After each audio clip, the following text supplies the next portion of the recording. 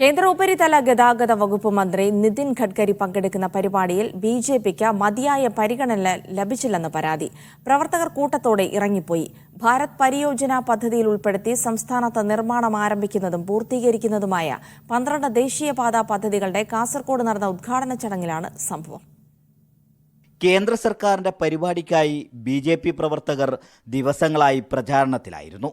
ഉച്ച മുതൽ തന്നെ കാസർഗോഡ് താളിപ്പടുപ്പ് മൈതാനിയിൽ പ്രത്യേകം തയ്യാറാക്കിയ വേദിയിലേക്ക് ബിജെപി പ്രവർത്തകർ എത്തിത്തുടങ്ങി. സ്റ്റേജിന് താഴെ പ്രത്യേകമൊരുക്കിയ ഇരിപ്പിടത്തിൽ ബിജെപി നേതാക്കൾ നിറഞ്ഞു. പിന്നീടാണ് കേന്ദ്രമന്ത്രി എത്തില്ലെന്നറിഞ്ഞത്. ഇതോടെ നേതാക്കളും പ്രവർത്തകരും നിരാശരായി. സ്റ്റേജിൽ UDF, LDF ജനപ്രതിനിധികൾ മാത്രം. പേരിന് പോലും ഒരൊറ്റ ബിജെപി നേതാവില്ല. രാജ്മോഹൻ ഉണ്ണിത്താൻ MP-യും സ്ഥലം MLA NA നെല്ലിക്കുന്നും പ്രസംഗിച്ചു. തുടർന്ന് M രാജഗോപാലൻ MLA കൂടി പ്രസംഗം തുടങ്ങിയതോടെ ബിജെപി പ്രവർത്തകർ കൂട്ടത്തോടെ ഇറങ്ങിപ്പോയി.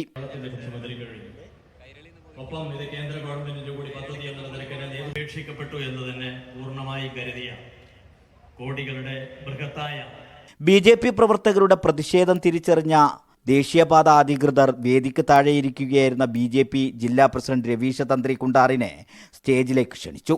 ബിജെപി ജില്ലാ പ്രസിഡന്റിന് സ്റ്റേജിൽ ഇരിപ്പിടം നൽകിയെങ്കിലും ഇറങ്ങിപ്പോയ പ്രവർത്തകർ തിരിച്ചു വന്നില്ല. മീഡിയ 1 കാസർഗോഡ്.